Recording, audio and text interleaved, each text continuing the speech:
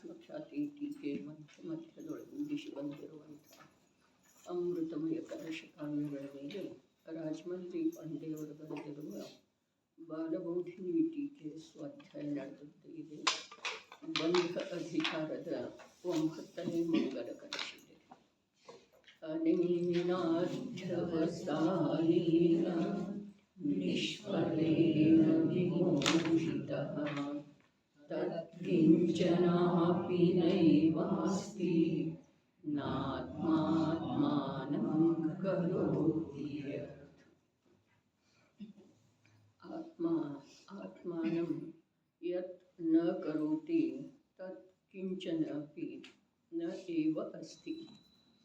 ಮಿಥ್ಯಾದೃಷ್ಟಿ ಜೀವನು ತನ್ನನ್ನು ಯಾವ ರೂಪವಾಗಿ ತಾನೇ ಅನುಭವಿಸಿಲ್ಲ ಎಂದರೆ ಅವನು ಆಸ್ವಾದಿಸದಂಥ ಪರ್ಯಾಯವು ಅಂಥ ವಿಕಲ್ಪವು 3 ಲೋಕದಲ್ಲಿ ಇಲ್ಲವೇ ಇಲ್ಲ. ಬಹಳ ಅದ್ಭುತ ಮಾತಿದೆ. ಆಚಾರ್ಯ ಪ್ರಭು ಮಿಥ್ಯಾದೃಷ್ಟಿಯ ಯಾವ ವಿಪರೀತ ಮನ್ನಣೆ ಅಂದರೆ ಅಥವಾ ತನ್ನ ಸ್ವರೂಪವನ್ನು ತಿಳಿಯದೇ ಮಾಡ್ತಾ ಇರುವಂಥ ಅನುಭವ, ಪರಿಣತಿ, ಶ್ರದ್ಧೆ ಅಂದರೆ ಅದರದ್ದು ಎಷ್ಟು ವೈಶಾಲ್ಯತೆ ಇದೆ ಅನ್ನೋದನ್ನು ಹೇಳಿದ್ದಾರೆ. ಇಲ್ಲದೆ ಹೋಗಿದ್ರೆ ಅನಂತ ಕಾಲ ಹೇಗಿರ್ತಿದ್ರೆ ಸಂಸಾರದೊಳಗೆ ಬಹಳ ವಿಚಿತ್ರ, ಬಹಳ ಕಠಿಣ ಮಾತು.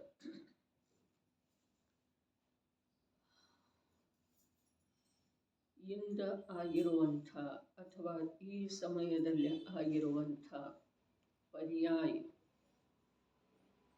ಅನಂತ ಕಾಲ ಕಳೆದ ನಂತರ ಕೂಡ ಬರುವುದ ಕಠಿಣ ಇದೆ. ಅಷ್ಟ ಪರ್ಯಾಯದ ಜಾತಿ ಇದೆ. ಅನಂತ ಕಾಲ ಕಳೆದ ನಂತರ ಕೂಡ ಈ ಸಮಯದಲ್ಲಿ ಆಗ್ತಾ ಇರುವಂಥ ಭಾವದ ಅನುಭವ ಕಠಿಣ ಇದೆ ಮತ್ತು ಬರೋದು ಅಂಥೇಳಿ ಜೀವಕ್ಕೆ ನವೀನ ಅನ್ನಿಸ್ತಾ ಇದೆ, ಹೊಸದು ಅನ್ನಿಸ್ತಾ ಇದೆ, ಬೇಕು ಅನ್ನಿಸ್ತಾ ಇದೆ, ಇರಲಿ ಅನ್ನಿಸ್ತಾ ಇದೆ. ಬಹಳ ವಿಚಿತ್ರ ಮಾತು. ಆದರೆ ಇದಕ್ಕೆ ವಿರುದ್ಧವಾಗಿ ಯಾವ ಅಲೌಕಿಕವಾದಂಥ ಸ್ವಭಾವ ಇದೆಯಲ್ಲ, ಆ ಸ್ವಭಾವದ ಅನುಭೂತಿಯ ಎದುರಿಗೆ ಈ ಯಾವ ಅನುಭೂತಿಯ ಬೆಲೆ ಅಂಶ ಮಾತ್ರ ಕೂಡ ಇಲ್ಲ. ಒಂದು ಸಲ ವಸ್ತುವಿನ ಸ್ವಭಾವ ಹೇಗಿದೆಯೋ ಹಾಗೆ ಜೀವನಿಗೆ ಅನುಭವದಲ್ಲಿ ಬರ್ತಿದೆಯೋ ಆಗ ಯಾವ ಅನ್ಯ ಭಾವದ ಸಲುವಾಗಿ ಉತ್ಸಾಹ ಉಳಿಯುವುದಿಲ್ಲ. ಇಲ್ಲಿ ಈ ಕಳೆದ ಅನಂತ ಕಾಲದಿಂದ ಆಗ್ತಾ ಇರುವಂಥ ವಿಭಾವದ ಜಾತಿಯ ಯಾವ ಎಷ್ಟೆಲ್ಲ ಪ್ರಕಾರ 3 ಲೋಕದೊಳಗ ಅಂಥದ್ದು ಯಾವುದೂ ಬಾಕಿ ಉಳಿಲಿಲ್ಲ ಅಂಥೇಳಿ ಹೇಳ್ತಾ ಇದ್ದಾರೆ. ಅದರ ತಾತ್ಪರ್ಯ ಹೀಗಿದೆ, ನಿಜವಾಗಿ ಹೀಗಿದೆ. 3 ಲೋಕದ ಅರ್ಥಾತ್ ಲೋಕಾಕಾಶದ 348 ಘನರಜ್ಜು ಪ್ರಮಾಣದ ಯಾವ ಆಕಾಶದ ಪ್ರದೇಶ ಇದಾವಲ್ಲ, ಆ ಪ್ರತಿಯೊಂದು ಪ್ರದೇಶದ ಮೇಲೆ ಈ ಜೀವ ತನ್ನದೇ ಆದಂಥ ವಿಶಿಷ್ಟ ಭಾವಗಳನ್ನು ಅನಂತ ಬಾರಿ ಮಾಡಿದಂತೆ. ಇವನಿಗೆ ಕಾಲದ ಮಹಿಮೆ ಬರ್ತಾ ಇಲ್ಲ, ಇವನಿಗೆ ವಿಭಾವದ ವಿಪರೀತತೆಯ ಸ್ವರೂಪ ತಿಳಿತಾ ಇಲ್ಲ, ಇವನಿಗೆ ನಿಜ ಸ್ವಭಾವದ ಲಕ್ಷಂತೂ ಇಲ್ಲವೇ ಇಲ್ಲ. ಅರೆ, ಆಗಮಗಳ ಅಭ್ಯಾಸ ಮಾಡಿದ್ದಾಯಿತು, ಜ್ಞಾನಿ ಗುರುಗಳ, ವೀತರಾಗಿ ಸಂತರುಗಳ, ಸರ್ವಜ್ಞ ಭಗವಂತರುಗಳ ವಾಣಿಯನ್ನು ಕೂಡ ಆಲಿಸಿದ್ದಾಯಿತ್ರಿ. ಆದರೆ ಇವನಿಗೆ ಇವನ ಸ್ವರೂಪ ಲಕ್ಷ್ಯದೊಳಗೆ ಬರ್ತಾನೆ ಇಲ್ಲ. ವಿಕಾರದ ವಿಪರೀತತೆ ಲಕ್ಷ್ಯದೊಳಗೆ ಬರ್ತಾನೆ ಇಲ್ಲ.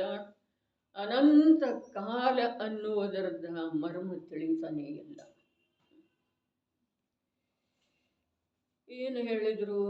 ಈ ಮಿಥ್ಯಾದೃಷ್ಟಿ ಜೀವ ಮಾಡದೇ ಇರುವಂಥ ಪರ್ಯಾಯ, ಅನುಭವಿಸದೇ ಇರುವಂಥ ಭಾವ ಮೂರು ಲೋಕದೊಳಗೆ ಯಾವುದೂ ಇಲ್ಲ.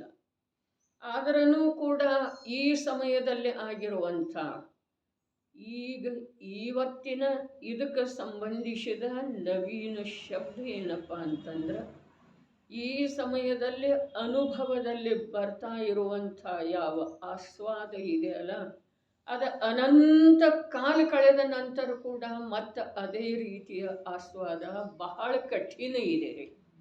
ಹೀಗಿದ್ದ ಕಾರಣ ಆ ಭಾವಗಳ, ವಿಕಲ್ಪಗಳ, ಪರ್ಯಾಯಗಳ ಯಾವ ಅಸಂಖ್ಯ ಅನಂತ ಭೇದದವಲ್ಲ, ಅವುಗಳಲ್ಲಿ ಇವನ ಉತ್ಸಾಹ ಕಮ್ಮಿ ಆಗ್ತಾ ಇಲ್ಲ. ಈಗೇನು ಆಗ್ತಾ ಇದೆ ಭಾವ ಅಥವಾ ಭಾವದ ಅನುಭವ, ಅದು ನಾಳೆ ಮತ್ತಾಗುವುದಿಲ್ಲರಲ್ಲ, ಅದು ನಾಳಿಂದ ಬೇರೆ ಇರ್ತಿದೆ. ಹೀಗಿದ್ದ ಕಾರಣ ನಾಳಿಂದರ ಸಲುವಾಗಿ ಉತ್ಸಾಹ ಇದೆ ರೀ. ಇದೇ ಸಿದ್ಧಾಂತ ಇದೇನಿಲ್ಲರಿ, ನ್ಯಾಯ ಇದೇನಿಲ್ಲ. ಉತ್ಸಾಹ ಯಾಕಿದೆ? ನಮಗನ್ನಿಸ್ತಿದೆ ಇಷ್ಟೆಲ್ಲ ಆದ್ರೂ ಕೂಡ, ಮುಖಭಂಗ ಆದ್ರೂ ಕೂಡ, ತಿರಸ್ಕಾರ ಆದ್ರೂ ಕೂಡ, ಅವಮಾನ ಆದ್ರೂ ಕೂಡ, ಅತ್ಯಂತ ಅಶುಭ ಕರ್ಮವನ್ನು ಅಸಹಾಯತೆಯಿಂದ ಭೋಗಿಸಬೇಕಾದಂಥ ಪ್ರಸಂಗ ಸ್ವಂತಕ್ಕೆ ಬಂದ್ರೂ ಕೂಡ, ಅನೇಕರ ಜೀವನದಲ್ಲಿ ಅಂಥ ಘಟನೆಗಳನ್ನು ನೋಡಿದರೂ ಕೂಡ ಯಾಕೆ ವೈರಾಗ್ಯ ಆಗ್ತಾ ಇಲ್ಲ ಅಂಥೇಳೇನು ನಾವು ಅಂತ ಇದೆಯೋ, ಅಥವಾ ಇದೊಂದು ಮಾತಿದೆಯಲ್ಲ, ಈ ಮಾತಿಗೆ ಸರಿಯಾದ ಉತ್ತರ ಇದುವೇ ಇದೆ. ಏನ? ಈ ಸಮಯದಲ್ಲಿ ಆಗುವಂಥ ಭಾವದ ಅನುಭವ ಏನಿದೆ ಅಲ್ಲ, ಮತ್ತಂಥದ್ದು ಅನುಭವ ಆಗಬೇಕಾದ್ರೆ ಏನಾಗಬೇಕು? ದ್ರವ್ಯ ಪರಾವರ್ತನ, ಕ್ಷೇತ್ರ ಪರಾವರ್ತನ, ಕಾಲ ಪರಾವರ್ತನ, ಅವ ಪರಾವರ್ತನ ಆಗಬೇಕು. ಆಮೇಲೆ ಇಂಥದ್ದು ಭಾವ ಮತ್ತೆ ಆಗ್ತಿದೆ. ಹಾಗಾದ್ರೆ ಅದಕ್ಕೆ ಕಾಲ ಎಷ್ಟು ಕಳೆದು ಹೋಗ್ತಿದ್ದಾರೆ? ಪ್ರತಿಯೊಂದಕ್ಕೂ ಅನಂತರೇ. ಹಾಗಾದ್ರೆ ಈ ಜೀವಕ್ಕೆ ಈ ಭಾವದ ಅನುಭವ ಮತ್ತೆ ಆಗೋದ ಅಸಂಭವದ ಹಾಗೆ ಇದ್ದ ಕಾರಣ ನಾಳೆ ಆಗುವಂಥ, ಮುಂದಿನ ಸಮಯದಲ್ಲಿ ಆಗುವಂಥ, ಭವಿಷ್ಯದೊಳಗಾಗುವಂಥ ಭಾವಗಳ ಆಸ್ವಾದದ ಸಲುವಾಗಿ ಈ ಜೀವಕ್ಕೇನಿದೆ? ರುಚಿ ಇದೆ. ಈ ಸಮಯದ ಅಥವಾ ಹಿಂದೆ ಆಗಿ ಹೋಗಿರುವಂಥ ಭಾವಗಳದ ಆಸ್ವಾದದ ಕುರಿತು ಬೇಸರ ಯಾಕಿಲ್ಲ ಅಂತಂದ್ರೆ ನಿತ್ಯ ನವೀನದವ್ರಲ್ಲ, ನಿತ್ಯ ನವೀನದವ್ರೆ ಅಂಥೇಳನ. ವೃದ್ಧಾಪ್ಯ ಬಂದ್ರೂ ಇಲ್ಲ, ಶರೀರದೊಳಗೆ ಅಸಾಧ್ಯ ರೋಗಗಳ ತಲೆದೋರಿದ್ರೂ ಇಲ್ಲ. ಶಬ್ದ ಏನೋ ಮಾತಾಡ್ತಾನ್ರಿ, ಆದರೆ ಭಾವ ಭಾವ ಭಾವೇನು ಉದಿಸಿ ಬರ್ತಾವೆ, ಪರ್ಯಾಯ ಅಥವಾ ವಿಕಲ್ಪ ಉದಿಸಿ ಬರ್ತವೆ. ಅವುಗಳಲ್ಲಿ ನವೀನತೆ ಇದ್ದ ಕಾರಣ ಈ ಜೀವಕ್ಕೆ ಅವುಗಳ ಆಶೆ ಕಮ್ಮಿ ಆಗ್ತಾ ಇಲ್ಲ, ಅವುಗಳಲ್ಲಿ ಬೇಸರ ಬರ್ತಾ ಇಲ್ಲ. ಇನ್ನು ಇನ್ನೊಂದು ಮಾತು ವಸ್ತು ಸ್ವರೂಪದ್ದಂತೂ ಹೀಗಿದೆ. ಹಾಗೆ ಮೂರೂ ಕಾಲದ ಪರ್ಯಾಯ ನಿಶ್ಚಿತ ಅದವ್ರೆ. ಹಾಗಾದ್ರೆ ಒಂದು ದ್ರವ್ಯದೊಳಗ ಮೂರೂ ಕಾಲದ ಸಮಯ ಎಷ್ಟಿದಾವೆಯೋ ಅಷ್ಟು ಪರ್ಯಾಯ ಇದಾವಂದ ಮೇಲೆ ಇವನಿಗೆ ಬೇಸರ ಹೇಗೆ ಬರೋದ್ರಿ? ಅದು ಆದದ್ದು ಮತ್ತೆ ಬರೋದನ್ನ ಇಲ್ರಲ್ಲ. ಈ ದ್ರವ್ಯ ಪರಾವರ್ತನ, ಕ್ಷೇತ್ರ ಪರಾವರ್ತನ ಮೊದಲಾದವುಗಳ ಮೂಲಕ ಏನು ತಿಳಿಸಿಕೊಟ್ರ, ಮತ್ತು ತ್ರಿಕಾಲವರ್ತಿ ಸಮಯ ಎಷ್ಟಿದಾವೆಯೋ ಅಷ್ಟು ಪ್ರತಿಯೊಂದು ದ್ರವ್ಯದ ಅನಂತ ಗುಣದ ಪರ್ಯಾಯ ಇದಾವೆ ಅಂಥೇಳಿ ಹೇಳಿದ ನಂತರ ಎಲ್ಲಿ ಪುನರಾವರ್ತನ ಆಗ್ತಿದ್ದೀರಿ? ಅದರದ ಆಗೋದನ್ನು ಸಾಧ್ಯ ಇಲ್ಲಲ್ಲ. ಹಾಗಾದ್ರೆ ಅದು ಒಂದು ವಿಷಯ ಒಂದು ಕಡೆಗೆ ಚರಮಸೀಮೆಯನ್ನು ತಲುಪಿದ್ದು ಇದೆ. ಈ ಪರಾವರ್ತನದ ವಿಷಯ ಒಂದು ಕಡೆಗೆ ಚರಮಸೀಮೆಯನ್ನು ತಲುಪಿದ್ದು ಇದೆ. ಈ ಜೀವದ ದುರ್ಬಲತೆ ಯಾವುದನ್ನು ಕಂಡುಕೊಳ್ಳುವುದರಲ್ಲಿ ಅಸಮರ್ಥ. ಜ್ಞಾನಿಗೆ ವಸ್ತು ಸ್ವರೂಪದಲ್ಲಿರುವಂಥ ಪ್ರತಿಯೊಂದು ಅಂಶ ಸುಲಭ. ಏನು ಹೇಳ್ತು? ಜ್ಞಾನಿಗೆ ವಸ್ತು ಸ್ವರೂಪದಲ್ಲಿರುವಂಥ ಪ್ರತಿಯೊಂದು ಅಂಶ ಸುಲಭ ಸಹಜ. ಅಜ್ಞಾನಿ ಮಿಥ್ಯಾದೃಷ್ಟಿಗೆ ಯಾವೊಂದು ಅಂಶ ತಿಳಿದು ಬರುವುದನ್ನು ಇಲ್ರಿ. ಯಾಕೆ ಹೇಳ್ರಿ? ಯಾಕೆ ಅಂತಂದ್ರೆ ಜ್ಞಾನಿ ಯಾರಿಗೆ ಹೇಳ್ತಾರೋ ಅಂತಂದ್ರೆ ಅಂಶೀಯ ಜ್ಞಾನ ಯಾವನಿಗೆ ಅನುಭೂತಿ ಪೂರ್ವಕ ಇದೆಯೋ ಅವನಿಗೆ ಜ್ಞಾನಿ ಅಂತಾರೋ. ಅಂಶೀಯ ಜ್ಞಾನ ಇಲ್ಲದೆ ಹೋದ್ರೆ ಅಂಶದ ಜ್ಞಾನಿ ಹಾಗೆ ಸಾಧ್ಯ. ಹಾಗಾದ್ರೆ ಅಜ್ಞಾನಿ ಯಾರಿಗೆ ಅಂತಾರೋ? ಅಂಶೀಯ ಜ್ಞಾನ ಅನುಭವ ಪೂರ್ವಕ ಯಾವನಿಗೆ ಇಲ್ಲವೋ ಅವನನ್ನು ಅಜ್ಞಾನಿ ಅಂತಾರೋ. ಹೀಗಿದ್ದ ಕಾರಣ ಆಗಮದಲ್ಲಿ ಎಷ್ಟೋ ಪ್ರಕಾರದಿಂದ ಹೇಳಿದರನು ಕೂಡ ಪ್ರತಿಯೊಂದರೊಳಗ ಅಂಶ ಮಾತ್ರನೂ ಅಸತ್ಯತೆ ಇರೋದು ಸಾಧ್ಯನೇ ಇಲ್ಲ. ಇಂಥ ವಿಷಯ ಹೇಳಿದರನು ಕೂಡ ಇವನಿಗೆ ತಿಳಿಯುವುದೇ ಇಲ್ಲ. ಎಲ್ಲ ತಿಳಿದ ಹಾಗೆ ಅನ್ನಿಸ್ತಿದೆ. ಏನಿದೆ? ಎಲ್ಲ ತಿಳಿದ ಹಾಗೆ ಅನ್ನಿಸ್ತಿದೆ. ಎಷ್ಟು ಕೇಳಿದ್ದಾಯ್ತು, ಎಷ್ಟು ಓದಿದ್ದಾಯ್ತು, ಎಷ್ಟು ತಿಳಿದದ್ದಾಯ್ತು. ಇಷ್ಟೆಲ್ಲ ಆದರೂ ಕೂಡ ಏನು ತಿಳಿದಿದೆ ಹೇಳಿ? ಒಂದು ವಿಭಾಗದ ಸ್ವರೂಪ ತಿಳಿದಿದೆ. ವರ್ತಮಾನದಲ್ಲಿ ವಿದ್ಯಮಾನ ಯಾವುದು ಇದೆಯೋ ವಿಭಾವ ಅಥವಾ ಪರ್ಯಾಯ ಅಥವಾ ವಿಕಲ್ಪ, ಅದರ ಸ್ವರೂಪ ಏನಿದೆ ಅನ್ನೋದು ಲಕ್ಷ್ಯದೊಳಗೆ ಬರ್ತಿದೆ ರೀ. ನೋಡ್ರಿ, ಇನ್ನೊಂದು ಪರಮ ಸತ್ಯ ಮತ್ತು ನ್ಯಾಯಸಮ್ಮತ ಮಾತ್ರ ವರ್ತಮಾನದ ಅವಸ್ಥಾ, ವಿಕಲ್ಪ, ಪರ್ಯಾಯ ಎಷ್ಟು ಸೂಕ್ಷ್ಮ ಇದೆ. ಇದೇನಿಲ್ರಿ? ಎಷ್ಟು ಸೂಕ್ಷ್ಮ ಇದೆ. ಒಂದು ಸಮಯದ್ದು ಇದೆ, ಮತ್ತು ಈ ಜೀವದ ಕ್ಷಯೋಕ್ಷಮ ಜ್ಞಾನ ಅಸಂಖ್ಯ ಸಮಯಗಳಲ್ಲಿ ಆಗುವಂಥ ಯಾವುದೋ ಒಂದು ಪರ್ಯಾಯವನ್ನು ತಿಳಿಯುವಂಥ ಯೋಗ್ಯತೆಯುಳ್ಳಂತೆ ಇದೆ. ಹಾಗಾದರೆ ಇಲ್ಲಿ ಸಿದ್ಧಾಂತದ ಮಾತೇನಿದೆ, ಪರಮ ಸತ್ಯ ಮಾತೇನಿದೆ, ವಸ್ತು ವ್ಯವಸ್ಥೆಯ ಮಾತೇನಿದೆ ಅಂತಂದ್ರೆ ವರ್ತಮಾನದ ಒಂದು ಸಮಯದ ಭಾವ, ಪರ್ಯಾಯ ಅಥವಾ ವಿಕಲ್ಪ ಈ ಜೀವನಿಗೆ ತಿಳಿಯೋದ ಸಾಧ್ಯ ಇದೆ. ಮತ್ತು ಭವಿಷ್ಯದಂತೂ ಇಲ್ಲಂದ್ಮೇಲೆ ಅದನ್ನು ಹೇಗೆ ತಿಳಿಯೋ? ಭೂತಕಾಲದ ಆಗಿ ಹೋಗಿದೆ, ವ್ಯಯವಾಗಿ ಹೋಗಿದೆ, ಅದನ್ನು ಹೇಗೆ ತಿಳಿಯೋ? ಹಾಗಾದರೆ ಇವನ ಕಲ್ಯಾಣದ ಉಪಾಯ ಯಾವುದು? ಯಾವುದು ತಿಳಿಯಲಾರದಷ್ಟು, ಹಿಡಿತದೊಳಗೆ ಬರಲಾರದಷ್ಟು ಸೂಕ್ಷ್ಮ ಇದೆಯೋ, ಯಾವುದರ ಅಭಾವ ಆಗಿ ಹೋಗಿದೆ, ಯಾವುದ ಅನುತ್ಪನ್ನ ಇದೆ, ಅವುಗಳನ್ನು ತಿಳಿಯುವ ಗೊಡವೆಗೆ ಹೋಗದ್ದನ ನಿರಂತರ ಯಾವುದು ವಿದ್ಯಮಾನ ಇದೆಯೋ, ಇನ್ನೂ ಮಾತು ಬರುವುದಿದೆ. ನಿರಂತರ ಯಾವುದು ವಿದ್ಯಮಾನ ಇದೆಯೋ ಅಂಥೇಳಿನ ಧ್ರುವ ಸ್ವಭಾವ ಅಂತೇಳಿ ಹೇಳಿದ್ರು.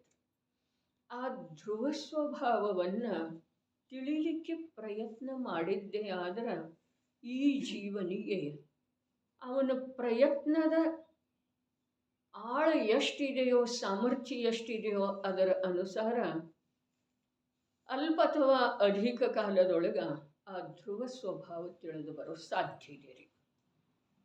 ತಿಳಿತೇನ್ರಿ?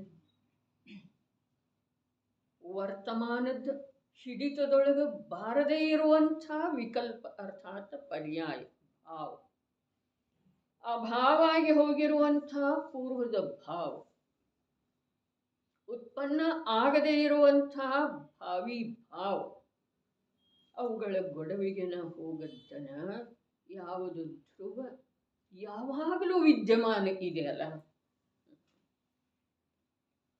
ಅದನ್ನು ತಿಳ್ಕೊಳ್ಳುವ ಪ್ರಯತ್ನ ಒಂದು ವೇಳೆ ಈ ಜೀವ ಪ್ರಾಮಾಣಿಕವಾಗಿ ಆ ಪ್ರಯತ್ನದೊಳಗೆ ಬಲ ಎಷ್ಟಿದೆ ಅದರ ಅನುರೂಪವಾಗಿ ಅಲ್ಪ ಅಥವಾ ಅಧಿಕ ಕಾಲದೊಳಗೆ ಅವನಿಗೆ ಆ ಧ್ರುವ ಸ್ವಭಾವ ತಿಳಿದು ಬರೋ ಸಾಧ್ಯ ಇದೆ.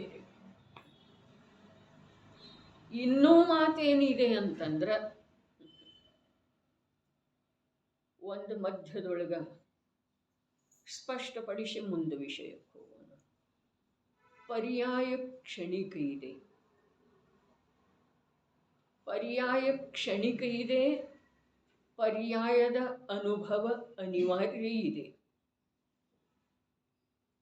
ಪರ್ಯಾಯ ಕ್ಷಣಿಕ ಇದೆ, ಪರ್ಯಾಯದ ಅನುಭವ ಅನಿವಾರ್ಯ ಇದೆ.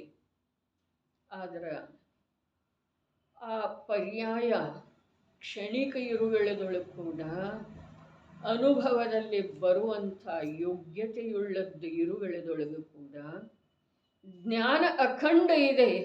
ಜ್ಞಾನ ಆ ಕ್ಷಣಿಕ ಯಾವುದಿದೆಯೋ ಅದು ಹೊರಟೋದ ನಂತರ ಕೂಡ ಹೇಗಿದೆಯೋ ಹಾಗೆ ಉಳಿಯುವಂಥ ಸ್ವಭಾವತೆ ಇದೆ. ನಮಗೆ ಜ್ಞಾನದ ಮೂಲಕ ಈ ಮೂರು ಲೋಕದಲ್ಲಿ ಯಾವೊಂದು ಭಾವ ಶೇಷ ಉಳಿದಿಲ್ಲಲ್ಲ, ಅಂಥ ಭಾವ ಮಾತ್ರದಿಂದ ಭಿನ್ನ ಆಗುವುದು ಸಾಧ್ಯ ಇದೆ, ಅಲಿಪ್ತ ಉಳಿಯೋದು ಸಾಧ್ಯ ಇದೆ. ಆ ಭಾವಗಳ ಆಗ್ತಾನೇ ಇರೋರು. ಜ್ಞಾನ ಯಾವುದು ಅಖಂಡ ಇದೆಯೋ ಆ ಅಖಂಡ ಜ್ಞಾನದೊಳಗ ಅಖಂಡ ಜ್ಞಾನ ಸ್ವಭಾವ ಲಕ್ಷ್ಯದೊಳಗೆ ಬರುವ ರೂಪದಿಂದ ತಿಳಿಯುವ ಕಾರ್ಯ ನಡೆದಿದ್ದೇ ಆದರೆ ಈ ಭಾವಗಳ ವಿಕಲ್ಪಗಳ ಪರ್ಯಾಯಗಳ ಆಗ್ತಾ ಇದ್ರೂ ಕೂಡ ಜ್ಞಾನ ಅವುಗಳ ಜೊತೆಗೆ ಪತನ ಹೊಂದದ್ದನ್ನು ಅವುಗಳಲ್ಲೇ ಒಂದಾಗಿ ಹೊರಟು ಹೋಗುವಂಥ ದುರ್ಬಲತೆಯನ್ನು ಬಿಟ್ಟುಕೊಟ್ಟ ಒಂದು ಸ್ವಲ್ಪ ಸ್ಥಿರ ನಿಲ್ಲುವಂಥ ರೂಢಿ ಮಾಡಿಕೊಂಡದ್ದೇ ಆದ್ರೆ ಆ ಭಾವಗಳ ಕ್ಷಣಭಂಗುರತೆ ನಶ್ವರತೆ ಆ ಜ್ಞಾನಕ್ಕೆ ಸ್ವಯಮೇವ ತಿಳಿದು ಬರ್ತಿದೆ. ಆ ಭಾವಗಳ ಕ್ಷಣಿಕತೆಯನ್ನು ನಶ್ವರತೆಯನ್ನು ತಿಳಿಸಿಕೊಡುವ ಸಲುವಾಗಿ ಯಾವ ಸರ್ವಜ್ಞ ಪ್ರಭುವಿನ ಅವಶ್ಯಕತೆ ಬೀಳುತ್ತೆ. ಇನ್ನೊಂದು ಮಾತು,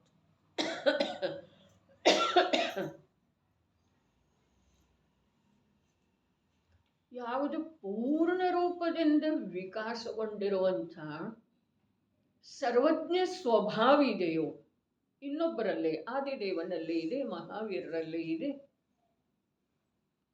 ಶ್ರೀಮಂಧರ ಸ್ವಾಮಿಯಲ್ಲಿ ಇದೆ, ಅನಂತ ಸಿದ್ಧರಲ್ಲಿ ಇದೆ, ಲಕ್ಷಾಂತರ ವಿದ್ಯಮಾನ ಅರ್ಹಂತರಲ್ಲಿ ಇದೆ. ಆದ್ರ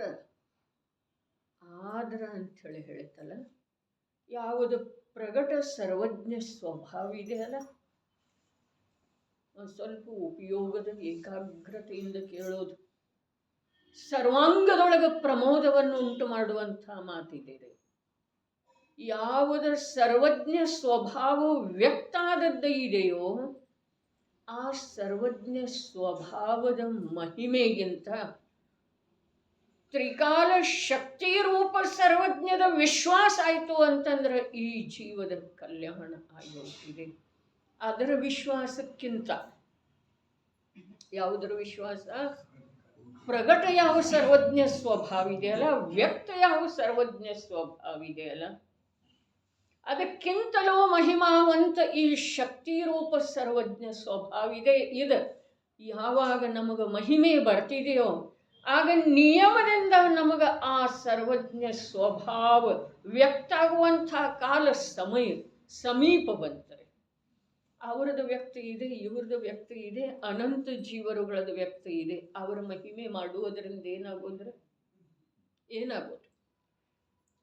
ಆದರೆ ಅವರ ಮಹಿಮೆ ಯಾವಾಗ ಬರ್ತಿದೆ ಅಂತಂದ್ರೆ ಇವನಿಗೆ ಸರ್ವಜ್ಞ ಸ್ವಭಾವದ ವಿಶ್ವಾಸ ಯಾವಾಗ ಆಗ್ತಿದೆ ಆವಾಗ ಆ ಪ್ರಗಟ ಸರ್ವಜ್ಞರ ಮಹಿಮೆ ಬರ್ತಿದೆ. ಯಾವಾಗ ಆ ಪ್ರಗಟ ಸರ್ವಜ್ಞರ ಮಹಿಮೆ ಬರ್ತಿದೆಯಲ್ಲ ಆಗ ವಿಶ್ವದ ಪ್ರತಿಯೊಂದು ಪರ್ಯಾಯ ನಿರ್ದಿಷ್ಟ ಇದೆ ಅಂಥೇಳಿ ನಿರ್ಣಯ ಆಗಿ ಈ ಜೀವ ಆ ಪರ್ಯಾಯ ಮಾತ್ರದಿಂದ ವಿಮುಖ ಆಗ್ತಾನೆ. ಪ್ರಭು ಪರ್ಯಾಯ ಮಾತ್ರದಿಂದ. ಯಾರ ಪರ್ಯಾಯ? ಪರದ ಪರ್ಯಾಯನೋ ನಿಜದ ಪರ್ಯಾಯನೋ? ಅದ್ಭುತ ಮಾತ್ರೆ. ಈ ಜೀವ ಅನಾದಿಯಿಂದ ಮಾಡ್ತಾ ಇರುವ ಕಾರ್ಯ ಏನ? ಶಕ್ತಿ ಎಲ್ಲಿ ಕಳ್ಕೊಳ್ತಾ ಇದ್ದಾನೆ? ಪರದ ಪರ್ಯಾಯದೊಳಗೆ ಬದಲಾವಣೆ ಮಾಡಬೇಕು. ಹೋಗಲಿ, ನನ್ನ ಪರ್ಯಾಯದೊಳಗೆ ಮಾಡಬೇಕು. ನನ್ನ ಪರ್ಯಾಯದಲ್ಲಿ ನಾನು ಬದಲಾವಣೆ ಮಾಡಬಹುದಾಗಿದೆಯಲ್ಲ.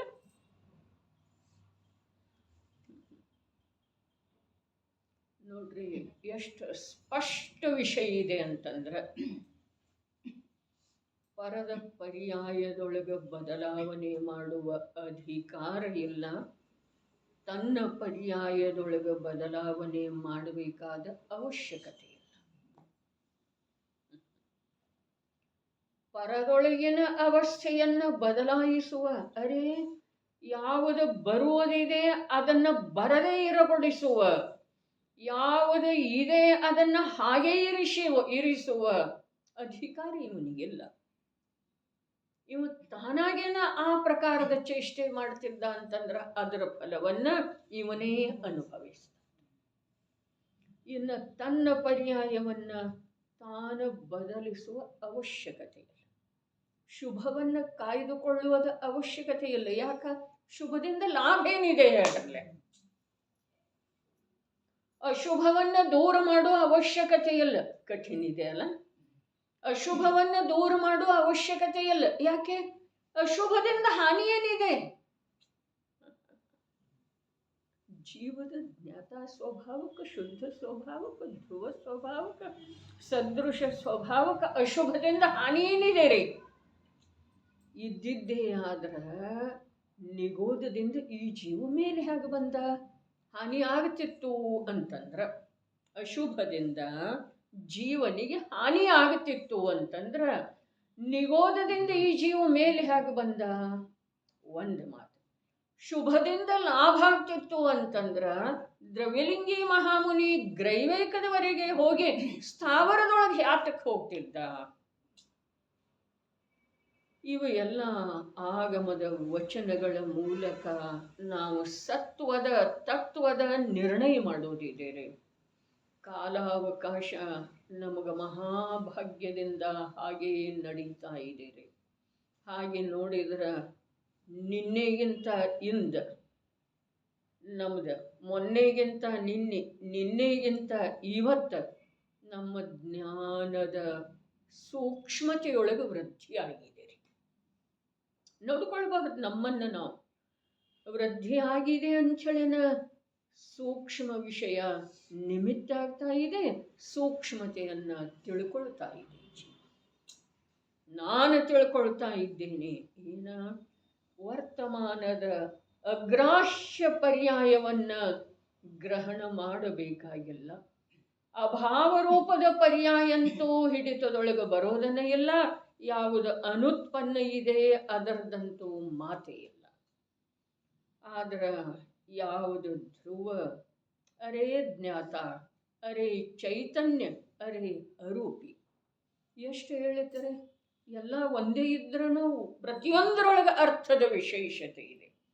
ಅಗ್ರಾಹ್ಯ, ಅನುತ್ಪನ್ನ ಮತ್ತು ವಿನಾಶಿ ಪರ್ಯಾಯದ ಕಡೆಗೆ ನಾವು ನಮ್ಮ ಶಕ್ತಿಯನ್ನು ಖರ್ಚು ಮಾಡೋದು ಅವಶ್ಯಕಿಲ್ಲ. ನಮ್ಮ ಶಕ್ತಿಯ ಅನಂತ ಕಾಲದೊಳಗ ಆ ಸಮಯವರ್ತಿ ಪರ್ಯಾಯದೊಳಗೆ ಪರಿವರ್ತನೆ ತರುವ ಒಂದೇ ಒಂದು ವಿಪರೀತ ಪ್ರಯತ್ನದೊಳಗ ನಮ್ಮ ಅನಂತ ಶಕ್ತಿಯೆಲ್ಲ ಪ್ರತಿ ಸಮಯಕ್ಕೂ ಹೊರಟು ಹೋದಂತೆ ಇದೆ. ಈಗಂತೂ ಇಂಥ ಅವಸರ ಪ್ರಾಪ್ತ ಇದೆ ಪ್ರಭು. ಅನಂತ ಶಕ್ತಿಯ ಅಭೇದ ಪುಂಜನಾದಂಥ ಆ ಅರೂಪಿ ಅಖಂಡ ಚಿನ್ಮಾತ್ರ ಸ್ವರೂಪದ ಅಂತಃ ತತ್ವವನ್ನು, ಅಂತಃ ತತ್ವವನ್ನು ಅರೂಪಿ ಇದೆ, ಚಿನ್ಮಾತ್ರ ಇದೆ. ಆ ಅಖಂಡ ಅನಂತ ಗುಣಗಳ ಜೊತೆಗೆ ಅಖಂಡ ಅಭೇದ ಇದೆ. ಆ ಅಂತಃ ತತ್ವವನ್ನು ನಾವು ನಮ್ಮ ವರ್ತಮಾನ ಪ್ರಗಟ ಸಾಮರ್ಥ್ಯದ ಮೂಲಕ ನಂಬುವ, ತಿಳಿಯುವ, ವಿಶ್ವಾಸ ಮಾಡುವ ಪ್ರಯತ್ನವನ್ನು ಏಕಾಂತದೊಳಗೆ ಮಾಡೋದಿದೆ. ಏಕಾಂತದೊಳಗೆ. ಏಕಾಂತ ಅಂದ್ರೆ ಏನು? ಏಕಾಂತ ಅಂದ್ರೆ ಏನ್ರಿ?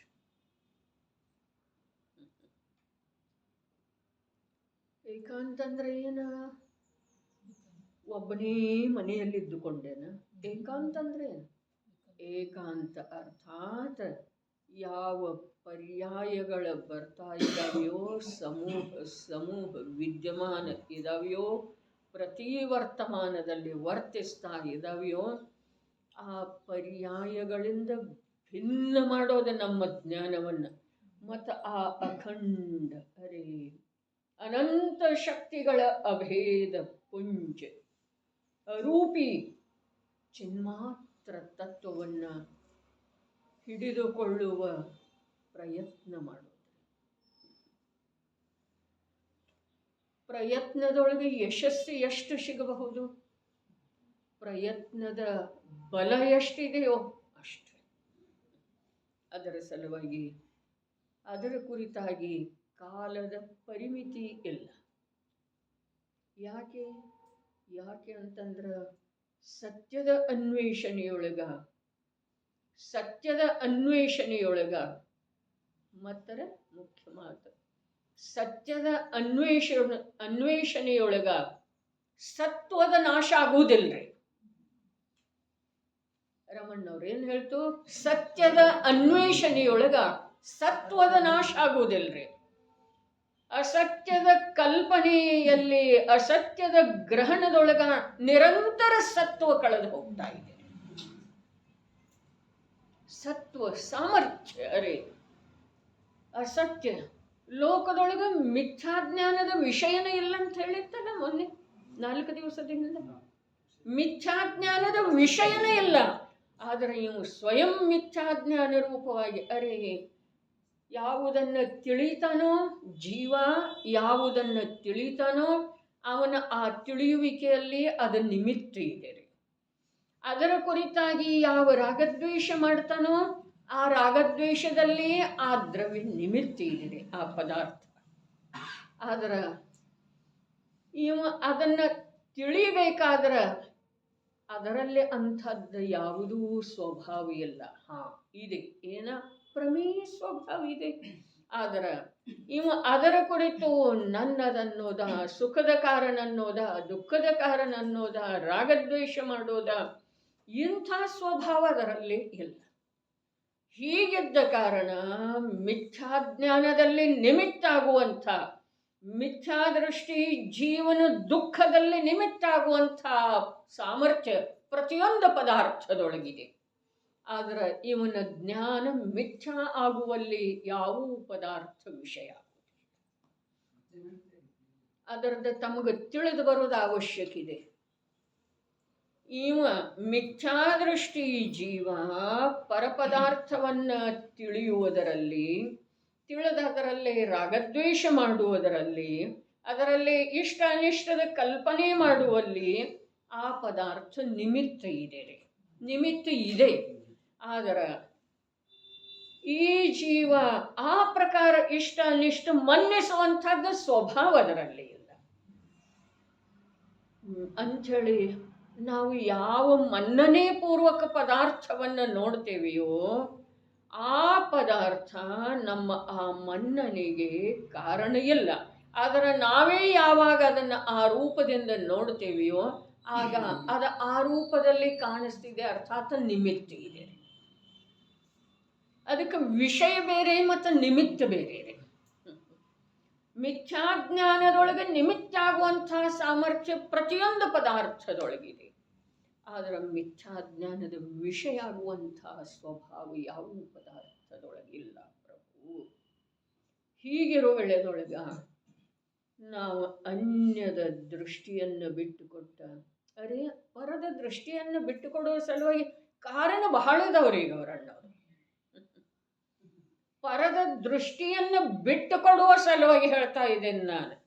ಪರ ಸನ್ಮುಖ ನೋಡುವ ಸಲುವಾಗಿ ಅಲ್ಲ, ಪರದ ದೃಷ್ಟಿಯನ್ನು ಬಿಟ್ಟುಕೊಡುವ ಸಲುವಾಗಿ ಕಾರಣ ಅನೇಕ ಅದಾವ್ರಿ. ಯಾಕೆ?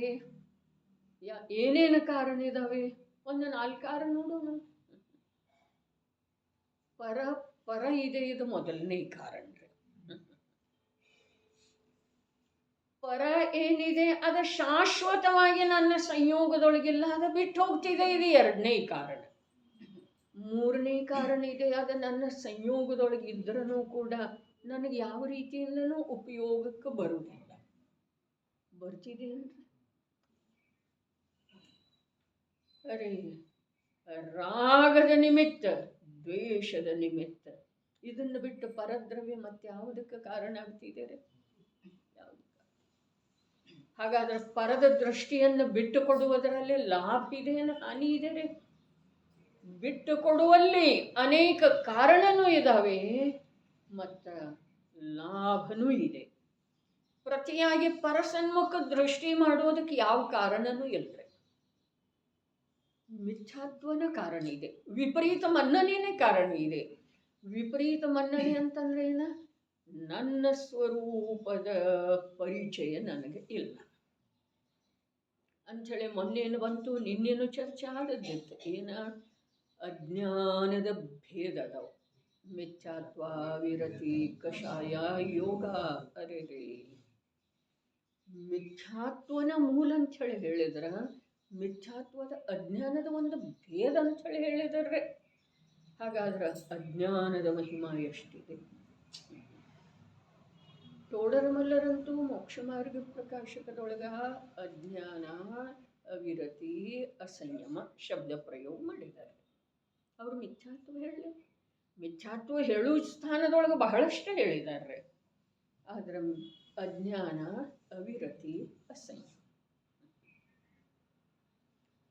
ವಸ್ತು ಸ್ವರೂಪದ ಜ್ಞಾನ ಪ್ರಾಪ್ತ ಆದ ನಂತರ ಮಿಥ್ಯಾತ್ವ ಎಲ್ಲಿ ಉಳಿತಿದೆ ರೀ?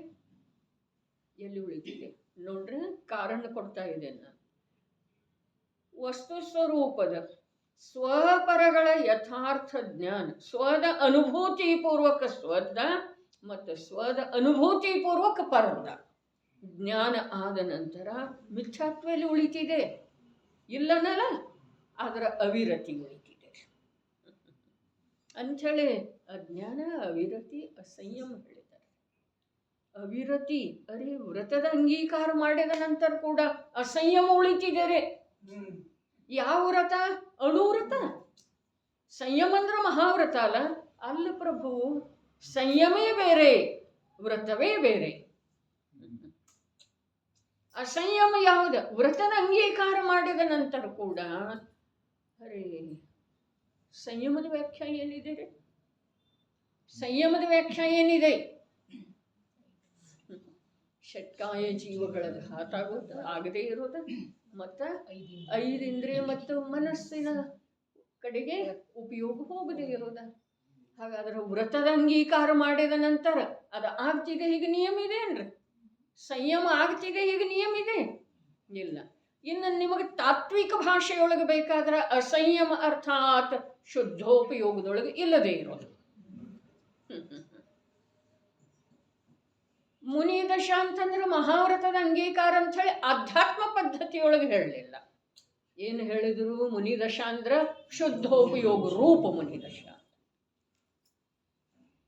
ಹಾಗಾದ್ರೆ ಶುದ್ಧೋಪಯೋಗ ರೂಪ ಮುನಿದಶೆ ಅಂಗೀಕಾರ ಮಾಡಿದ ನಂತರ ಪಂಚಮಹಾವ್ರತ, 3 ಗುಪ್ತೆ, 5 ಸಮಿತಿ ಇರ್ತಾವೆ ಅಥವಾ ಇಲ್ರಿ? ಇರ್ತಾವ್ರಿ. ವ್ಯಕ್ತಿ ಇದ್ದ ನಂತರ ನೆರಳಿರೋದನ್ನರಿ. ನೋಡ್ರಿ, ಜನಾಗಮದೊಳಗೆ ಒಂದಿಷ್ಟು ನಮ್ಮ ಉಪಯೋಗವನ್ನು, ಜ್ಞಾನವನ್ನು ಪ್ರಾಮಾಣಿಕ ರೂಪದಿಂದ ತೊಡಗಿಸಿದ್ದೆ. ಆದ್ರೆ ಬಹಳ ಜಿನವಾಣಿ ಅಮೃತರ ಸಾಳ ಏನಿದೆ ರೀ? ಅಮೃತ ಇದೆ, ಅಮೃತ ಇದೆ, ಅಮೃತ ಇದೆ. ಆ ಅಮೃತ ಹೇಗಿದೆ? ನಿರಂತರ ರಸವತ್ತಾಗಿದೆ. ಈ ಸಮಯದಲ್ಲಿ ಕುಡಿದಿದೆ, ಹಿಂದಿನ ಸಮಯದಲ್ಲಿ ಕುಡಿದಿದೆ ಅಂಥೇಳಿ ಮುಂದಿನ ಸಮಯದೊಳಗೆ ರಸ ಕಮ್ಮಿ ಆಗೋದಿಲ್ರಿ ಅದರ್ದ. ಬರೀ 1 ಸಮಯ 2 ಸಮಯದ ಮಾತಿಲ್ಲ, ಸಾದಿ ಅನಂತ ಕಾಲದವರೆಗೆ. ಜಿನವಾಣಿ ಅಂಥೇಳಿ ಹೇಳಿದಾರಲ್ಲ, ಅದು ಆರೋಪ ಮಾಡಿ ಹೇಳಿದಾರೆ. ಜಿನವಾಣಿ ಅಲ್ಲ, ಜಿನವಾಣಿಯ ವಿಷಯ ಶುದ್ಧಾತ್ಮ ಅದನಲ್ಲ, ಅವ ಅಮೃತ ರಸಾಳ. ವ್ಯವಹಾರದ ಕಥನವನ್ನು ನಾವು ನಿಶ್ಚಯದ ಗ್ರಹಣದ ಸಲುವಾಗಿ ಉಪಯೋಗ ಮಾಡಲಿಲ್ಲ ಅಂತಂದ್ರೆ ನಮಗೆ ಯಥಾರ್ಥ ಕಥನದ್ದು ಕೂಡ ವಾಸ್ತವಿಕ ಪ್ರಯೋಜನ ಆಗುತ್ತಿಲ್ಲ. ಇಲ್ಲಿ ಹೇಳುವ ಮಾತಿನ ಗಾಂಭೀರ್ಯ ನಮ್ಮ ಲಕ್ಷ್ಯದೊಳಗೆ ಬಂತೇನ್ರಿ? ಏನ? ಮಿಥ್ಯಾ ದೃಷ್ಟಿ. ಜೀವನು ತನ್ನನ್ನು ಅರೆ ಪರದೊಳಗೆ ಏನು ಮಾಡಲಿಲ್ಲ, ತನ್ನನ್ನು ಯಾವ್ಯಾವ ರೀತಿಯ ಅನುಭವ ಮಾಡಿದ. ಇದ್ದಾನೆ ಯಾವ ರೀತಿ, ಇದ್ದಾನೆ ಯಾವ ರೀತಿ, ಅನಂತ ಅನಂತ ಅನಂತ ಅದ್ಭುತ ಗುಣಗಳ ಅಭೇದ ಪುಂಜಿದ್ದಾನೆ. ಅನುಭವ ಯಾಕೆ ಮಾಡಿದ? ಮನುಷ್ಯಗೆ. ನಾನು ರೋಗಿ ಇದ್ದೇನೆ, ನನಗೆ ಯಾರ್ದಾದರೂ ಸಹಾಯ ಬೇಕು. ಈ ಅನುಭವ ರೀ, ಈ ಅನುಭವಕ್ಕೆ ಇಲ್ಲಿ ನಿಂದಿಸ್ತಾ ಇದ್ದಾರೆ. ಈ ಅನುಭವವನ್ನ ಬಿಟ್ಟುಕೊಡುವಂಥ ಪುರುಷಾರ್ಥವನ್ನು ಜಾಗೃತ ಮಾಡ್ತಾ ಇದ್ದಾರೆ. ನಮ್ಮಲ್ಲಿ ಇದ್ದೇನೆ ಅಂಥವ ನಾನು, ಅನುಭವಿ ಅಂಥದ್ದು ಮಾಡ್ತಾ ಇದ್ದೇನೆ. ಹಿಂದೆಲ್ಲ ಹೇಳಿದರು ಕರ್ಮದ ಉದಯಜನಿತ ಅಂಥೇಳಿ, ಉದಯಜನಿತ ಪರಿಣಾಮಗಳಲ್ಲಿ ತಾನು ಅಂಥೇಳಿ ಮನ್ನಿಸ್ತಾ ಇದ್ದಾನು. ಈಗ ಕರ್ಮವನ್ನು ಬಿಟ್ಟುಬಿಟ್ರೆ ಇವನ ಸ್ವಂತದ ವಿಷಯ ಇದೆ. ಕರ್ಮೇನ ಹಾಗೆ ಮಾಡಿಸಿಲ್ಲ, ಮಾಡಿಸಿದೇನ್ರಿ? ಇಲ್ಲಿ ಬಂದರೆ ಎಷ್ಟು ಕಲಶಗಳನ್ನು ದಾಂಟಿ ಯಾವ್ಯಾವ ಪ್ರಕಾರದ ಸ್ಪಷ್ಟೀಕರಣ ನೀಡಿ ಇಲ್ಲಿ ಬಂದ್ರಲ್ಲ, ಇಲ್ಲಿ ಏನು ಹೇಳ್ತಾ ಇದ್ದಾರೆ? ತನ್ನನ್ನು ತಾನು ಯಾವ ರೀತಿ ಅನುಭವ ಮಾಡಿಲ್ಲ,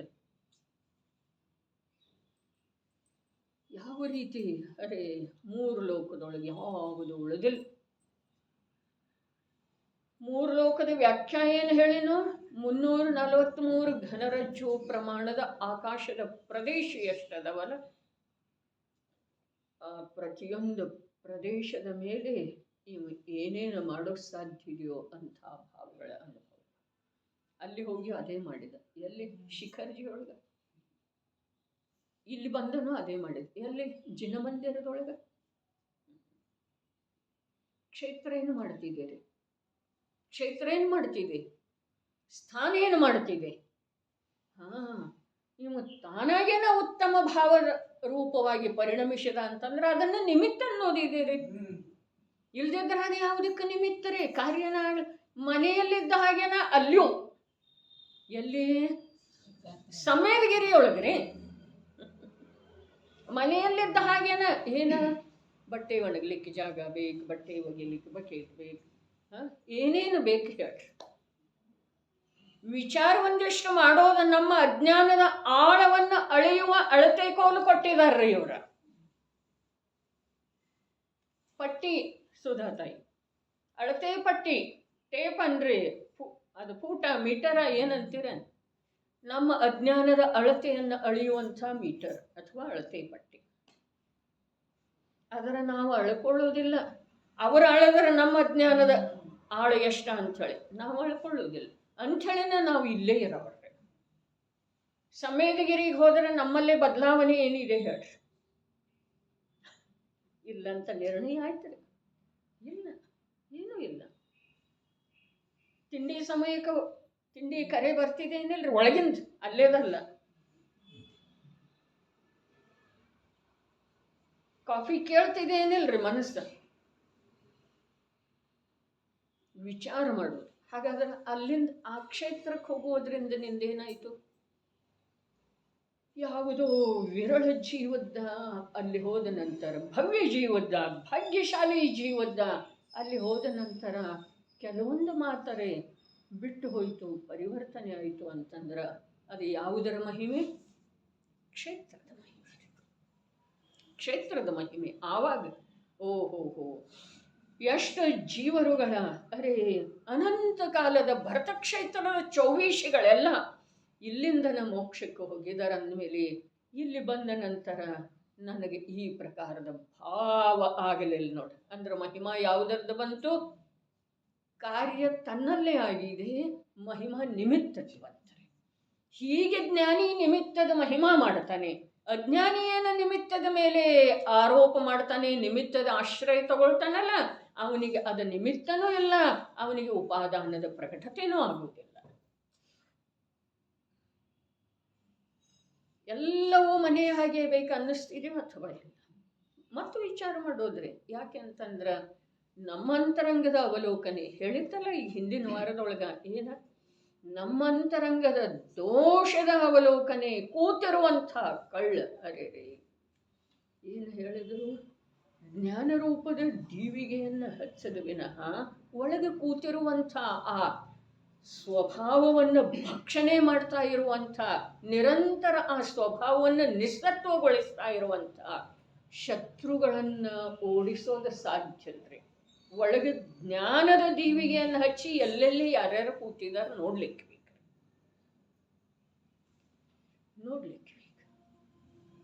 ಜ್ಞಾನ ಏನಿದೆ ಅಲ್ಲ, ಅದು ಸರ್ವ ಕ್ಷೇತ್ರದೊಳಗೆ ಪ್ರಮುಖ ಇದೆ. ಲೌಕಿಕದೊಳಗೂ ಕೂಡ ಒಬ್ಬ ಶ್ರೀಮಂತ ಇದ್ದ, ಇಬ್ಬರು ಪುರುಷರ ಅವನ ಕಡೆಗೆ ಕೆಲಸದ ಅನ್ವೇಷಣೆಗೆ ಬಂದರು. ಕೆಲಸ ಬೇಕು ಅಂಥೇಳಿ ಬಂದರು. ಅವನಿಗೂ ಕೆಲಸದವರು ಬೇಕಿದ್ದಾರೆ, ಆದರೆ ಪರೀಕ್ಷೆ ಮಾಡಬೇಕಲ್ಲ. ಅವರು ಪರೀಕ್ಷೆ ಮಾಡಿದಾರಲ್ಲ, ಯಾರ? ಧರ್ಸೇನಾಚಾರ್ಯರ. ಹಾಗಾದ್ರೆ ಇವನು ಪರೀಕ್ಷೆ ಮಾಡೋದು, ಇವನ ಭೂಮಿಕೆಗೆ ಅನುಸಾರವಾಗಿ ಇವನು ಪರೀಕ್ಷೆ ಮಾಡವನರ್ಲ. ಅವನು ಒಂದು 10 ರೂಪಾಯಿ ಕೊಟ್ಟ, ಮತ್ತು 2 ರೂಮು ತೋರಿಸಿದ. ಈ ರೂಮು ತುಂಬಬೇಕು ಇಷ್ಟು 10 ರೂಪಾಯಿದೊಳಗೆ. ಏನು ಸಾಮಾನು ತರ್ತೀರಿ ನನಗೆ ಗೊತ್ತಿಲ್ಲ, ತುಂಬಬೇಕು. 10 ರೂಪಾಯಿದೊಳಗೆ ಏನು ಬರೋದಾ ಅಂಥೇಳಿ ಅಂದ. ಒಬ್ಬವ ಮೂರ್ಖಿದ್ದವ ಅಂದ, 10 ರೂಪಾಯಿದೊಳಗೆ ಏನು ಬರೋದಾ?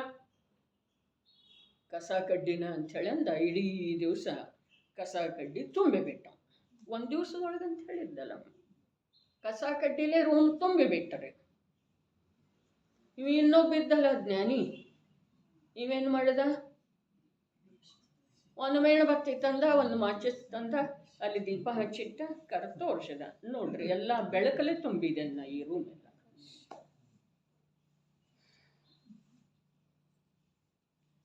ಎಲ್ಲಿಯೂ ಯಾವ ಖಾಲಿ ಇಲ್ಲ. ಬೆಳಕು ಪ್ರವೇಶ ಮಾಡದೇ ಇರುವಂಥ, ಬೆಳಕು ಹರಡದೇ ಇರುವಂಥ ಸ್ಥಾನ ಯಾವುದೂ ಇಲ್ಲ.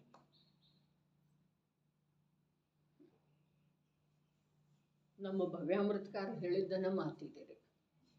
ಏನು? ನಾ ಹೇಳಿದ್ಮೇಲೆ ನೀವು ಶುರು ಮಾಡ. ಮೆತ್ತಿದ ಮಾಳಿಗೆಯೊಳಗಿಹ ಕತ್ತಲೆಯನ್ನೊತ್ತಿ ನೂಂಕಲಾಗದು ಜನರೆಂ, ಪತ್ತಿಸಿ ದೀಪಮನಿಟ್ಟರೆ ಮುತ್ತಿದ ಕತ್ತಲೆಯು ಕಾಲ ಕಿತ್ತೋಡುವುದು. ಕಾಲ ಕಿತ್ತೋಡಿ ಹೋಗ್ತಿದೆ, ಅದು ಅಲ್ಲಿ ನಿಲ್ಲುಲ್ಲ. ಏನು ನಮ್ಮ ಜ್ಞಾನಿಗಳದ್ದು ಮಾತಾ! ಎಷ್ಟು ನಮ್ಮ ಅಜ್ಞಾನದ ಮಹಿಮೆ, ಎರಡನ್ನೂ ಇಟ್ಟು ನೋಡ್ಬೇಕ್ರಿ. ನಮ್ಮ ಅಜ್ಞಾನದ ಮಹಿಮೆ ಎಷ್ಟು, ಜ್ಞಾನಿಗಳ ಮಾತು ಅಂತ ಎಷ್ಟು ಸಹಜ. ಅದಕ್ಕೆ ಹೇಳ್ತು, ಜ್ಞಾನಿಗೆ ವಸ್ತುವಿನ ಪ್ರತಿಯೊಂದು ಅಂಶ ಸಹಜ ಸುಲಭ. ಅಜ್ಞಾನಿಗೆ ವಸ್ತುವಿನ ಯಾವೊಂದು ಅಂಶ ಸುಲಭ ಇಲ್ಲ, ಸಹಜ ಇಲ್ಲ. ಪ್ರಯತ್ನಪೂರ್ವಕ ಕಠಿಣ ಕಠಿಣ ಕಠಿಣ. ಬಸ್ತಿಗೆ ಹೋಗೋದು, ನೇಮ್ ತಗೊಳ್ಳೋದು, ಆಕುಲತೆ ಆಕುಲತೆ ಆಕುಲತೆ ಆಕುಲತೆ. ಊರಿಗೆ ಹೋಗೋದಿದೆ, ಅಲ್ಲಿ ಹೋಗೋದಿದೆ, ಇಲ್ಲಿ ಎಷ್ಟು ಆಕುಲತೆ ರೀ. ಯಾಕೆ? ನಿಯಮ ತಗೊಂಡಿದ್ದಲ್ಲ ಬಸ್ತಿಗೆ ಹೋಗೋಲ್ಲ. ಇದು ಸಣ್ಣ ಒಂದು ದೃಷ್ಟಾಂತ ಆಯಿತು. ಎಷ್ಟು ಆಕುಲತೆ ಅಂದರೆ, ಯಾವೊಂದು ಧರ್ಮದ ಅಂಗ ಅಥವಾ ವಸ್ತು ಸ್ವರೂಪದ ಅಂಗ ಅಥವಾ ಸುಖದ ಮಾರ್ಗದ ಯಾವೊಂದು ಅಂಶ ಇವನಿಗೆ ಕಠಿಣ ಕಠಿಣ ಕಠಿಣ ಆರರು, ಅವನಿಗೆ ಎಷ್ಟು ಸುಲಭ, ಎಷ್ಟು ಸಹಜ. ಅವನು ಬಸ್ತಿಗೆ ಹೋಗೋದ ಅನಿವಾರ್ಯ. ಎಲ್ಲಾದರೂ ಸಮಯ ಹೋಗೋದು ಇತ್ತು, ಆ ವೇಳೆದೊಳಗೆ ಅವನು ಬೇಗನೆ ಎದ್ದು ಹೋಗ್ತಾನೆ. ಅಂದರೆ ಬೇಗನೆ ಎದ್ದು ಆತುರಾತುರವಾಗಿ ಹೋಗೋದು ಕೃತ್ರಿಮತೆ ಇದೆ, ಸಹಜತೆ ಇದೆ, ಏನಿದೆ. ಹಾಗಾದ್ರೆ ಏನು ಮಾಡ್ತಾನೆ? ಶರೀರದಲ್ಲಿ ಸಾಮರ್ಥ್ಯನೂ ಇಲ್ಲಲ್ಲ, ಅವೇನು ಮಾಡ್ತಾನೆ? ನಿಶ್ಚಲವಾಗಿ ಕೂತ ಮಂದಿರದ ಭಗವಂತನನ್ನ ತನ್ನ ಜ್ಞಾನದ ಭೂಮಿಕೆಯೊಳಗೆ ತಂದುಕೊಳ್ಳುತ್ತಾನೆ. ಆಕುಲತೆ ಇಲ್ಲ, ಗಮನಾಗಮನದ ಹಿಂಸೆ ಇಲ್ಲ. ಹಾಗಾದ್ರೆ ನಾವು ಹಂಗ ಮಾಡೋನು ಏನ? ಅದಕ್ಕೆ ಅಪ್ಪಾಜಿ ಒಂದು ಮಾತು ಹೇಳಿದ್ರು, ಯಾವುದೇ ಕೇಳಿದ್ರು, ಎಲ್ಲಿ ವಿಕಲ್ಪ ಇದೆ ಅಲ್ಲಿ ಧರ್ಮ ಇಲ್ಲ ನೋಡಪ್ಪ. ಎಲ್ಲಿ ಧರ್ಮ ಇದೆ ಅಲ್ಲಿ ವಿಕಲ್ಪ ಇರುವುದಿಲ್ಲ. ಮನ್ಯಾಗನ ಅರ್ಘ್ಯ ಕೊಡ್ತೇವೆ, ಬಸ್ಸು ದೂರ ಬಹಳ, ಅದೇನು ಮಾಡೋದ? ಸಾಮಗ್ರಿ ದ್ರವ್ಯ ನಿರ್ಮಾಲ್ಯ ಏನು ಮಾಡೋದು? ಅದಕ್ಕೆ ಅಪ್ಪಾಜಿ ಉತ್ತರ ಹೇಳಿ, ಇದ ಪ್ರಶ್ನೆಗೆ ಎಲ್ಲಿ ವಿಕಲ್ಪ ಇದೆ ಅಲ್ಲಿ ಧರ್ಮ ಇಲ್ಲ ನೋಡಪ್ಪ. ಅದರ ಉತ್ತರ ಏನು ಹೇಳಲೇ ಇಲ್ಲರಿ ಅವರ. ಅದರ ಉತ್ತರ ಅಲ್ಲ, ಅಂಥ ಅನೇಕ ಪ್ರಶ್ನೆಗಳ ಉತ್ತರ ಹೇಳಿದೆ. ಎಲ್ಲಿ ವಿಕಲ್ಪ ಇದೆ ಅಲ್ಲಿ ಧರ್ಮ.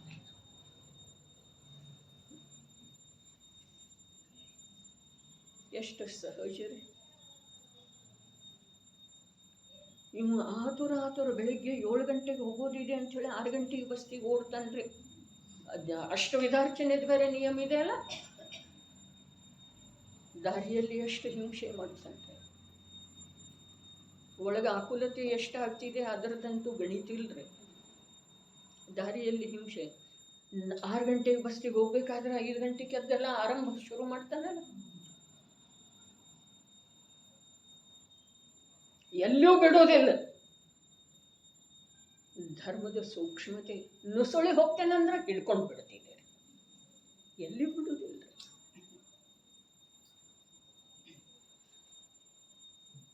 ಅಂಥೇಳಿ ಧರ್ಮದ ಆಚರಣೆ ಮಾಡುವಂಥ ಜೀವ ವಿಲಕ್ಷಣ ಪುರುಷರಿರ್ತಾರೆ. ಅದಕ್ಕೆ ಪ್ರಾರಂಭದೊಳಗೆ ಹೇಳಿತು, ಯಾರಿಗೆ ಅಂತಃತತ್ವದ ಅನುಭೂತಿಯ ಜೊತೆಗೆ ಪರಿಚಯ ಆಗಿದೆಯೋ, ಬಾಹ್ಯ ತತ್ವದ ಅಂತಃತತ್ವದ ಅನುಭೂತಿಯ ಜೊತೆಗೆ ಪರಿಚಯ ಆಗಿದೆಯೋ, ಎರಡಕ್ಕೂ ಅಂತಃತತ್ವದ ಅನುಭೂತಿನೇ ಇದೆ. ಬಾಹ್ಯ ತತ್ವದ ಪರಿಚಯಕ್ಕನೂ ಅಂತಃತತ್ವದ ಅನುಭೂತಿನೇ ಬೇಕು, ಅಂತಃತತ್ವದ ಪರಿಚಯಕ್ಕನೂ ಅಂತಃತತ್ವದ ಅನುಭೂತಿನೇ ಬೇಕು. ಆಗಿದೆಯೋ ಆ ಜೀವನಿಗೆ ಯಾವುದರದ್ದು ಎಂಥ ಶುಭ ಭಾವದ್ದು ಉತ್ಸಾಹ ಇಲ್ಲ ಪ್ರಭು. ಯಾವ ವಿಕಲ್ಪದ್ದು ಉತ್ಸಾಹ ಇಲ್ಲ. ಯಾಕೆ?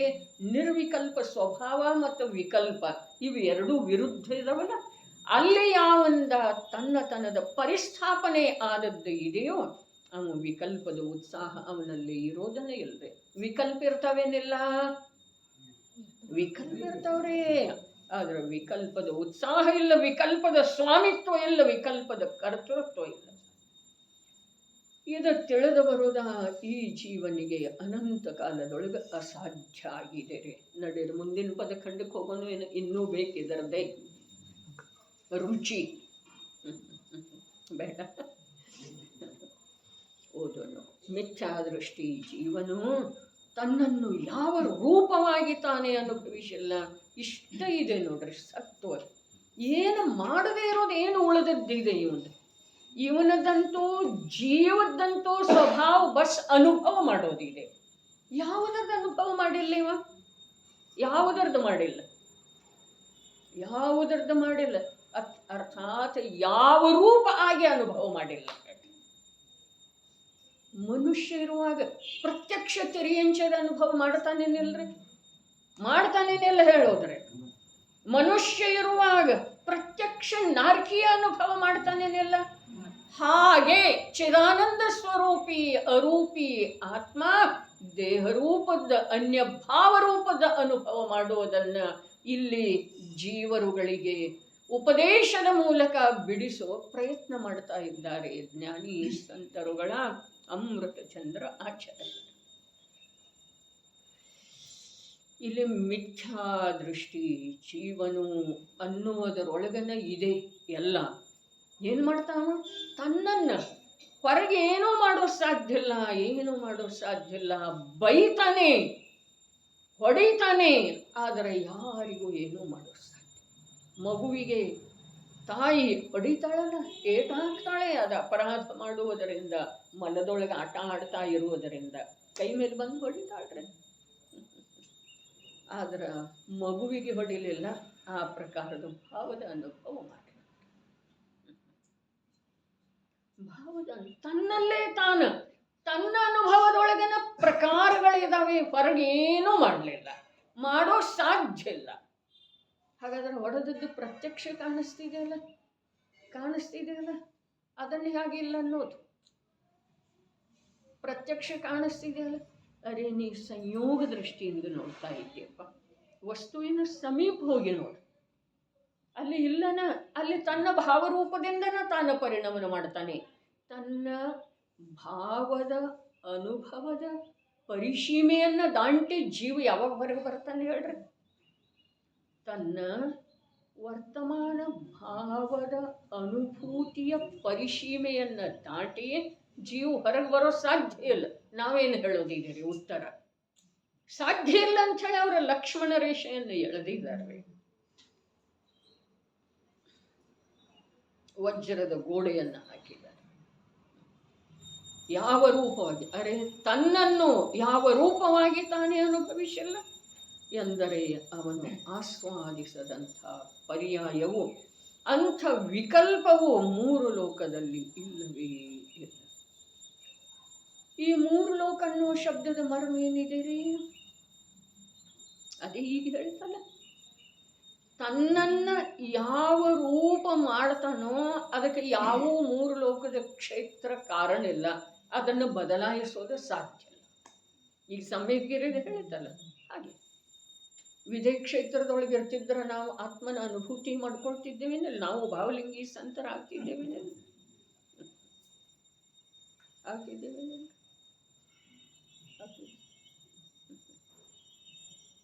ಆ ಕ್ಷೇತ್ರ ಏನು ಮಾಡ್ತಿದ್ದೀರಿ? ಇವು ತನ್ನನ್ನು ತಾನೇ ಯಾವ ರೂಪ ಅನುಭವಿಸಬೇಕೋ ಇದು ಇವನ ತನ್ನ ಸ್ವಂತಿಕೆ ಇದೆ. ಅರಹಂತರೇನೂ ಮಾಡಲಿಲ್ಲ, ದಿವ್ಯಧ್ವನಿ ಏನೂ ಮಾಡಲಿಲ್ಲ, ನಿರ್ಗ್ರಂಥ ವೇಷ ಏನೂ ಮಾಡಲಿಲ್ಲ, ವ್ರತರೂಪದ ಪರಿಣಾಮ ಏನೂ ಮಾಡಲಿಲ್ಲ.